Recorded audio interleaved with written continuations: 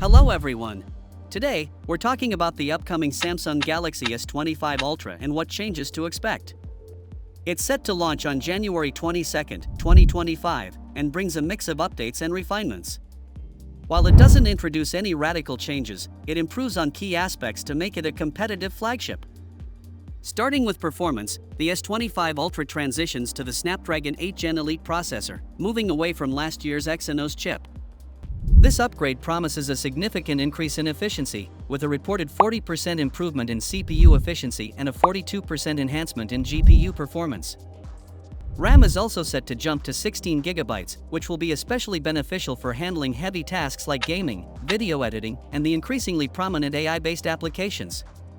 With Android 15 and Samsung's One UI 7, users can expect a clean, responsive interface focused on personalization and functionality. Moving on to design, the S25 Ultra comes in a primary color, titanium blue, which offers a more muted tone compared to bold, flashy hues. For some, this subtlety might feel refreshing, while others may wish for a more vibrant alternative. In terms of display, the S25 Ultra sees a slight increase in size, now measuring 6.9 inches, with thinner bezels and a more ergonomic curved design. These changes give the phone a modern look while maintaining the practicality Samsung's high-end devices are known for. As for the camera system, while the S25 Ultra keeps the same 4-lens setup as the previous generation, there are some noteworthy refinements. The main 200MP ISOCELL HP2 sensor stays in place, delivering sharp, detailed shots, but Samsung has enhanced it with better AI and software features, especially for low-light scenarios. The telephoto options include a 12MP lens with 3x optical zoom and a 50MP lens offering 5x zoom, both designed to capture clear and crisp details from a distance.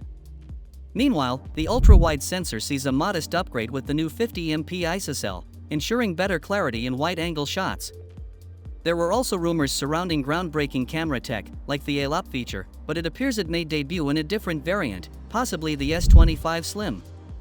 As for wireless charging, the S25 Ultra doesn't include built-in Qi 2 wireless charging magnets, but Samsung will offer magnetic cases for compatibility with the new charging standard. When it comes to battery, the S25 Ultra keeps the same 5000 mAh capacity, but the Snapdragon 8 Gen Elite's efficiency helps improve battery life overall, making the phone last longer on a single charge.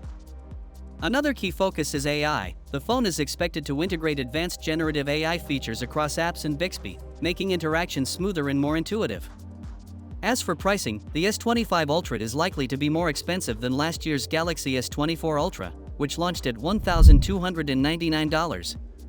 The combination of rising material costs and the powerful Snapdragon 8 Gen Elite chip could push the price even higher. Overall, the Galaxy S25 Ultra doesn't promise massive leaps forward, but its focus on refinement makes it a solid choice for those who value practicality. While it may not set a new standard for innovation, it offers enough to remain a strong contender. What do you think? Let us know in the comments. And if you found this video useful, don't forget to give it a thumbs up. We'll see you with another topic soon. Until then, goodbye.